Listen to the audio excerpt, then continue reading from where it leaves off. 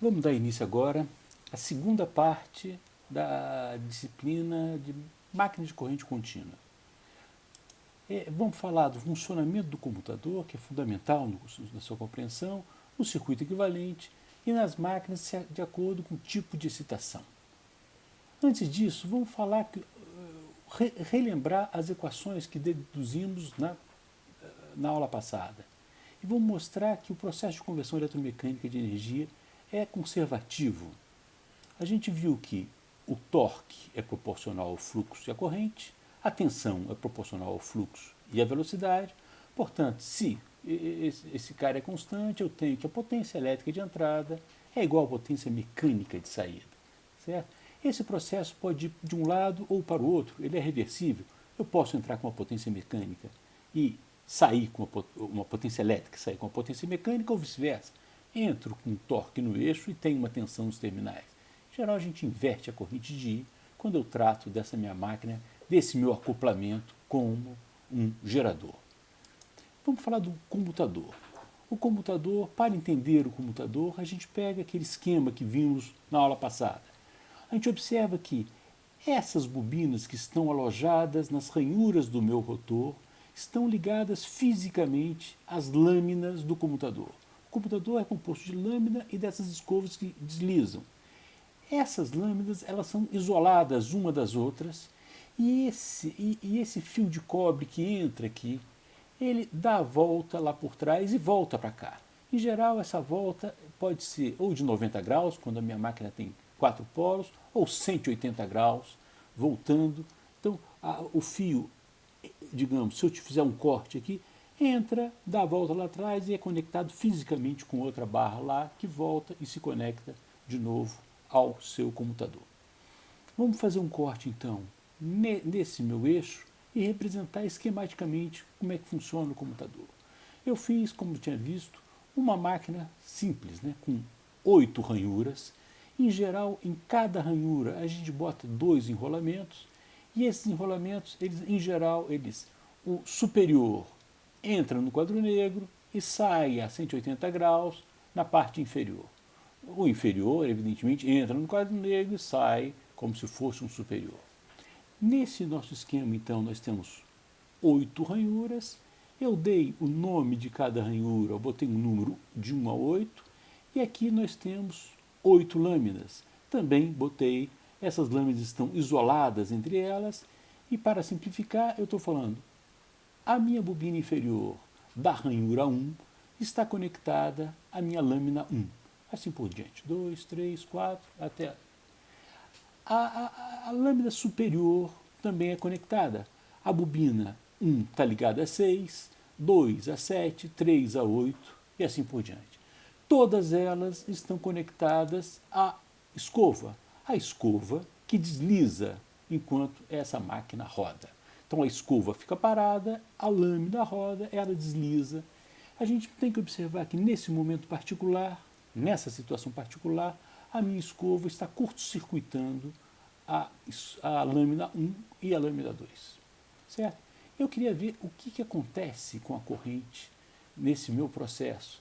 Em geral, para simplificar a visualização, para não ficar confundindo escova, a gente bota a escova para dentro, mesmo sabendo que ela está fisicamente para fora, só para dizer, usar esse desenho para tentar ver qual é o percurso da corrente se a gente alimentar essa escova com uma tensão DC. Então é esse o exemplo, né? Vamos ver se uma fonte de corrente IA é injetada na escova, determinar como é que ela circula na bobina. Vamos lá, então eu estou dizendo que eu botei uma corrente aqui. Se eu botei uma corrente aqui, ela está em contato com a lâmina 2. A lâmina 2, como a gente viu, está ligada fisicamente à minha bobina inferior da minha ranhura 2.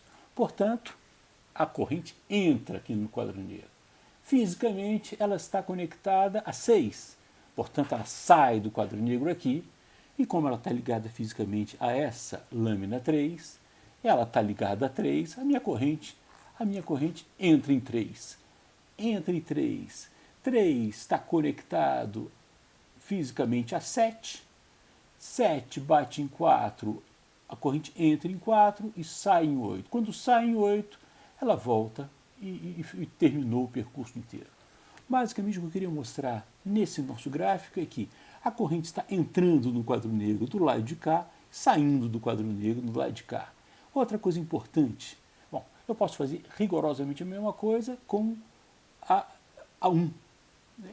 1 está ligado a 4, entra aqui, sai aqui. Aí essa aqui está ligada a 8, entra aqui, sai aqui e assim por diante.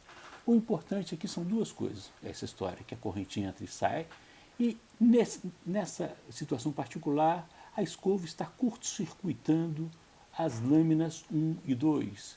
Isso faz com que essa minha bobina aqui, 1, que está conectada com 5, elas estão curto-circuitadas. Portanto, a tensão entre essas duas bobinas é zero. Se a tensão é zero, a corrente nesta minha ranhura 1 e na minha ranhura 5, ela é igual a zero nessa situação. Bom, evidentemente, a gente tem que permitir a rotação do nosso rotor. Então, se eu rodar π sobre 8, a minha ranhura 1 fica aqui, a corrente continua entrando aqui, e aí ela faz o caminho. Eu entro em 1, saio em 5, entro em 2, saio em 6, e assim por diante. Entra-se a corrente do lado direito do meu rotor, e a corrente sai do quadro negro no lado esquerdo do meu rotor.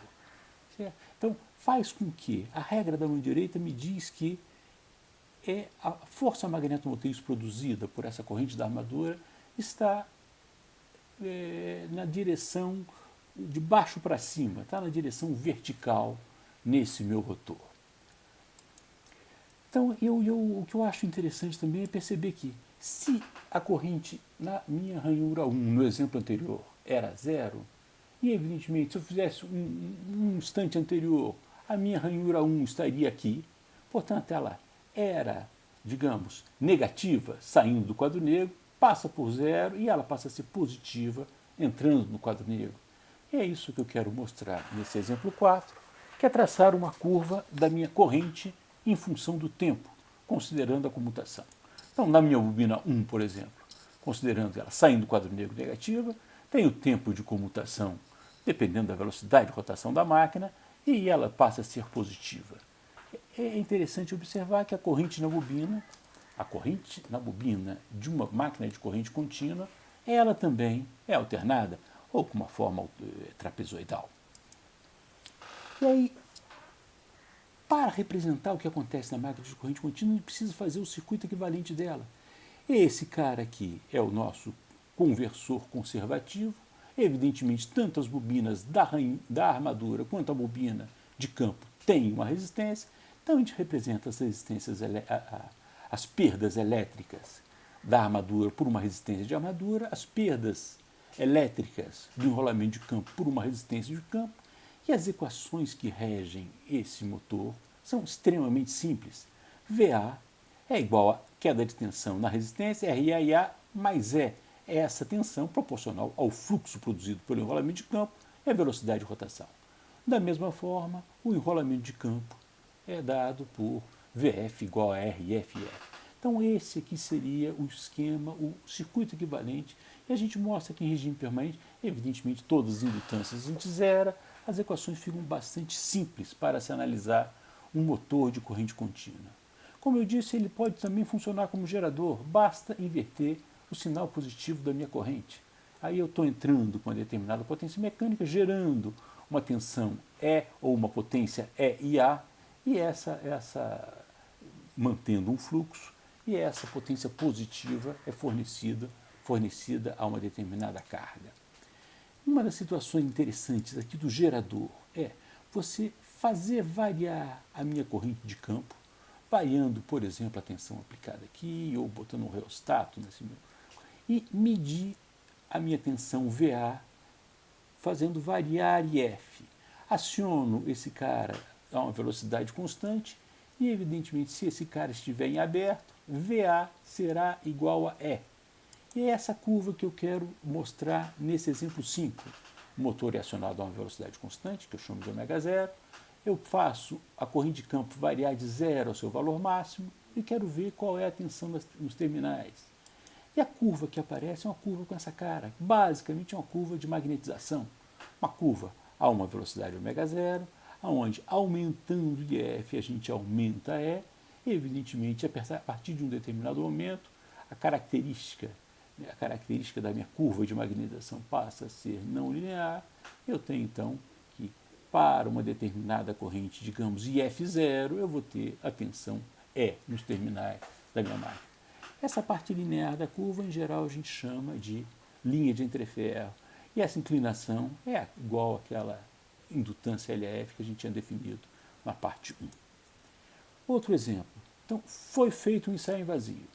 E aí, quando o IF igual a 5 A, rodando ele a 200 radianos por segundo, eu tenho uma tensão de 200 volts. Se eu, numa determinada situação de carga, eu quero saber qual é a velocidade. A situação de carga, ou conjugado mecânico, é sempre dado pela corrente A, porque o conjugado mecânico é igual ao conjugado elétrico, eu estou definindo com essa corrente IA. Portanto, eu quero saber qual é a velocidade de rotação nessa situação de carga. Bom, facílimo de fazer, né? Se eu sei quanto que vale A, eu sei quanto que vale a queda, eu sei calcular E. No meu ensaio em vazio eu tinha que E0 e ω0, 200 e 200, portanto, Κφ para aquela condição de fluxo é igual a 1, portanto a nova velocidade é igual a 190 radianos por segundo. Essa equação sempre vale quando o fluxo permanece constante. Para terminar, então, vamos falar rapidamente da máquina. Pela sua forma de excitação, a gente percebe que como tanto a tensão que alimenta a armadura quanto a tensão que alimenta o campo é contínua, a gente pode usar a mesma tensão. A primeira a gente já viu, né? Que é o campo absolutamente inseparado, absolutamente independente da minha armadura. As duas equações foram aquelas que a gente já viu anteriormente. Se a minha máquina for colocada em série, a característica mais importante é que IA é igual a IF. VA vai ser agora as duas quedas de tensão. Em geral, a resistência do enrolamento série é uma resistência baixa, eu quero que perca pouca potência no meu enrolamento de campo, então são poucas bobinas onde passa muita corrente. Eu posso também botar uma excitação em paralelo ou excitação shunt. Nesse caso, ao contrário da série, esse enrolamento é um enrolamento com muitas espiras e uma grande resistência para que F seja bem pequenininho. Portanto, as equações que regem a excitação shunt são triviais. A parte mais interessante é saber que, como estão em paralelo, VA é igual a VF. Finalmente, eu posso ter um enrolamento de campo série e um enrolamento de campo em paralelo, no que a gente chama de composta. A composta pode ser aditiva, quando uma corrente positiva, as duas correntes positivas, o fluxo se somam. Ela pode ser subtrativa quando os fluxos se subtraem. O enrolamento de campo pode estar série, pode estar antes ou depois do paralelo, fazendo com que a minha composta seja curta ou longa. E era isso que eu queria falar nessa segunda parte do curso. E eu agradeço a audiência de vocês e até a próxima.